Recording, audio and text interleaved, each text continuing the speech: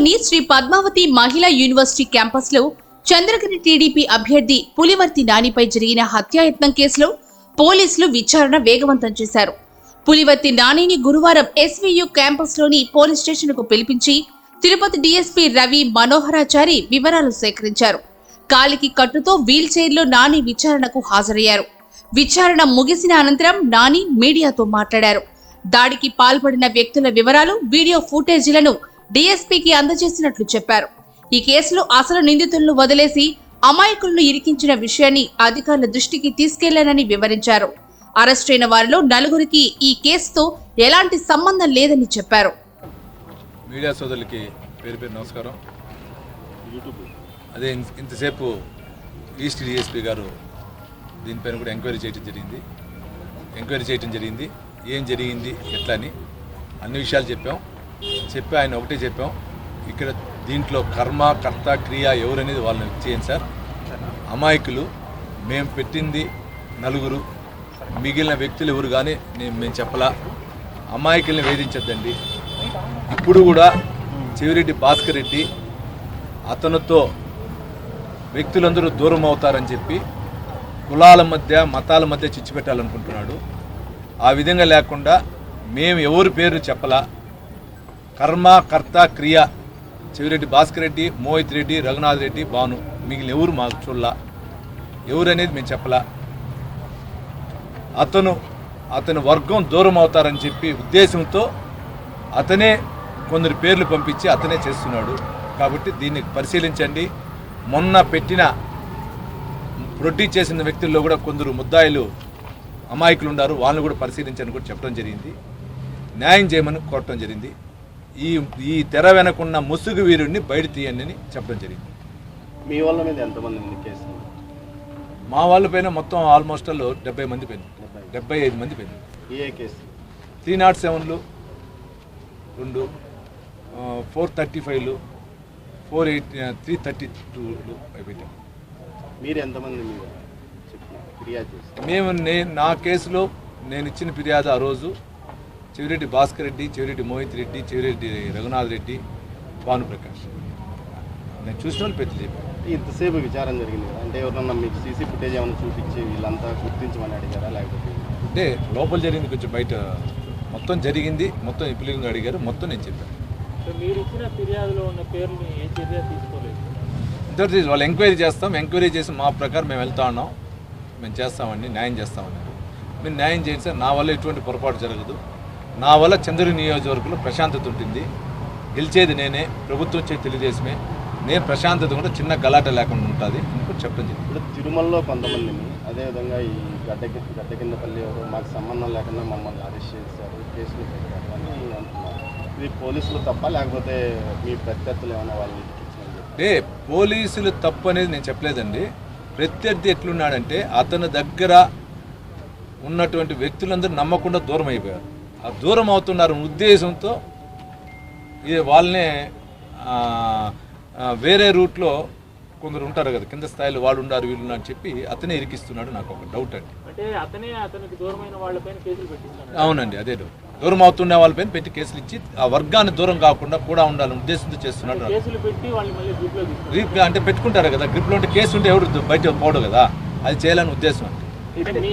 మీ పైన దాడి చేసినారని ఆయన తప్పుడు కేసులు పెట్టిస్తున్నాడు. అంటే కొందరు ఉంటారు కదా, అప్పుడు వాళ్ళ రిపోర్టు ప్రకారం వీళ్ళు చేసినారంటే ఏదో ఒక రూట్లో ఒక అధికారికో ఏదో ఒక రూట్లో పలానా వ్యక్తి ఉన్నాడు అంటే ఆటోమేటిక్ పోలీస్ అధికారులు దృష్టి సారిస్తారు కదా, అప్పుడు కేసులు పెడతారు కదా. అట్లా అంటే మీ గన్మెన్ కాల్పుల్లో గాయపడినాడు వ్యక్తి అంటున్నారు, అతన్ని కేసులో పెట్టినారా లేకపోతే అసలు ఏంటి అన్నది ఇప్పటివరకు పోలీసులు వివరం చెప్పలేదు. మీరు ఏమన్నా అడిగినారా? నేను అడగలేదు.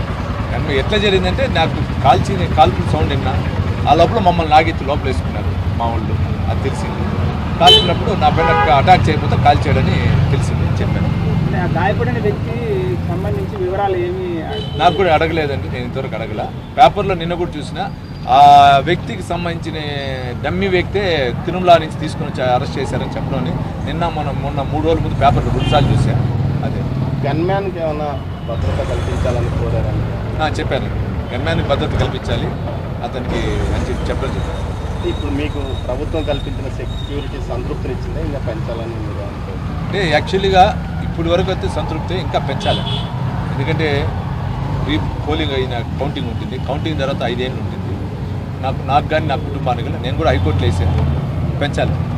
ఈ మధ్య వేసారా ముందు వేసింది? నేను ముందే వేసాను, ఎలక్షన్కి ముందే వేసా. ఎలక్షన్కి కరెక్ట్గా నామినేషన్ 25 అంటే నాకు 23వ తేదీ 24వ తేదీ ఆర్డర్స్ కూడా ఇచ్చాను. అంటే రీపోలింగ్ సంబంధించి కూడా చెవిరెడ్డి హైకోర్టు కూడా వెళ్ళడం జరిగింది. దాని మీద ఎలా చూస్తారు రీపోలింగ్ సంబంధించి? అంటే రీపోలింగ్ వచ్చినా ఇప్పుడు జరిగినటువంటి పర్సంటేజ్ కంటే ఇంకా 0.5% పెరుగుతుందండి.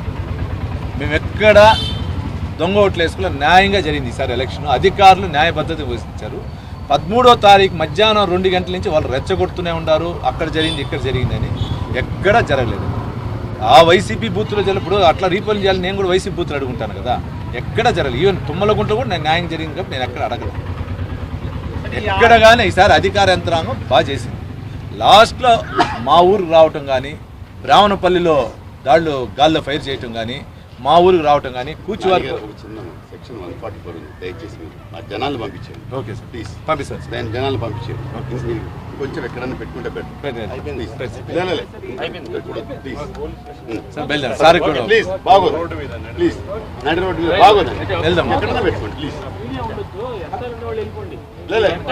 ఇక్కడ కూడా స్టేషన్ ప్రెమిసెస్ లో ఇప్పుడు మన ఎస్పీ హౌస్ లో పెట్టిస్తారు లేదు కదా, ఎస్పీ హౌస్ లో పెట్టించు. లేదు లేదు లేదు లేదు లేదు రోడ్డు పైన అక్కడే పెట్టుకుంటాం. రోడ్డు బయట అవును లేదు. Please Nani please. Okay sir. వాళ్ళు వెళ్ళిపోండి ప్లీజ్. మేము మాట్లాడుకోవచ్చు. మీడియా ఇది కొద్దిగా వెళ్ళిపోవాలమ్మా ప్లీజ్ అందరూ వెళ్ళిపోండి. ఒకరు కూడా ప్లీజ్. నాన్నగారు ప్లీజ్ వెళ్తారా సార్, వెళ్తారా సార్. ప్లీజ్. సరే ఈ ఆర్ఓ మీద నమ్మకం లేదు, మేము ఫిర్యాదు చేస్తాం ఈసీకి అన్నారు కదా, అది ఏమైందండి? చేశాను సార్, ఆ రోజు మార్చమన్నాం, ఆ రోజు మార్చమన్నాం. ఫస్ట్ నుంచి జరుగుతుంది ఇక్కడే ప్రాబ్లమ్స్, బాబు ప్లీజ్ ఆ రోజు మార్చుకోవాలి. నామినేషన్ సందర్భంగా గొడవలు జరిగినాయి. ఆ కేసుల్లో మీ వాళ్ళు ఎంతమంది, వాళ్ళు ఎంతమంది? అక్కడి నుంచి స్టార్ట్ అయింది ఇది గొడవ. నామినేషన్ అప్పుడు మా పైన కదా కేసులు పెట్టి, అవతల వాళ్ళ పైన ఒక కేసు లేదు. నామినేషన్ రోజు మొదట వచ్చిన వ్యక్తి అతను, అతనితో పాటు వచ్చిన వ్యక్తులు మళ్ళీ రెండోసారి మాతో వచ్చినారు. కానీ కేసు ఇచ్చింది ఆర్ఓ గారు మా పైన ఇచ్చారు. మేము బైండ్ ఓవర్ చేసి 20 మంది ఏమో మాకు 41 చేసి అరెస్ట్ చేశారు. మా పైన కేసులు కట్టారు కానీ వైసీపీ పైన ఎక్కడ కట్టలేదు. ఇప్పుడు ఉన్న పోలీస్ అధికారులపై నమ్మకం ఉందని, జరుగుతుంది నమ్మకం ఉందని, నమ్మకం ఉంది. మేము కూడా మా యొక్క కార్యకర్తలను కూడా అందరికీ చెప్తున్నాం, మన కౌంటింగ్ జరగాలి, ఎక్కడ లా అండ్ ఆర్డర్ ప్రాబ్లం రాకూడదు, చంద్రగిరి నియోజకవర్గం ప్రశాంతత ఉండాలి అని అందరిని రిక్వెస్ట్ చేస్తున్నా. అందరూ అదే విధంగా ఉంటారు. కూచివారిపల్లి అక్కడంతా ఇప్పటికీ గందరగోళంగా ఉంది. ఆ ప్లేస్ ఆ ప్రాంతానికి వెళ్ళి అంటే కూచివారిపల్లి ఒకటే కదండి, కూచివారిపల్లి కాదండి, చంద్రగిరి నియోజకవర్గంలో ప్రతి మండలంలో ఆ ప్లేస్లు ఉన్నాయండి.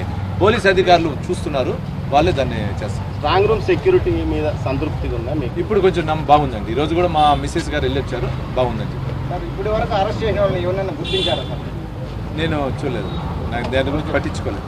నేను అడిగేది తెర వెనకున్న అతను చేసిన వ్యక్తి ఎవరని కాదు, నాకు అతను ప్రలోభ చేసిన వ్యక్తులు కావాలంటున్నా అంతే. అతను చేసిన వ్యక్తికి నాకేమి ఆస్తులు గలాట లేదు, ఎక్కడ ఇది లేదు. 6 నెలల ముందు కూడా నాకు ఎక్కడ కనపడితే బాగున్నావు అని మాట బాగున్నాను అన్నాడు. నాకు ఆస్తులు గలాట లేదు, ఏం లేదు. అతని వెనకాల ఉన్న వ్యక్తులు కావాలన్నాడు. కర్మ కర్త క్రియ కావాలి. విచారణ అనంతరం కేసులో పురోగతి ఏమైనా ఉందనిపిస్తుంది? స్టార్ట్ అవుతానని అనిపిస్తుంది. Thank you.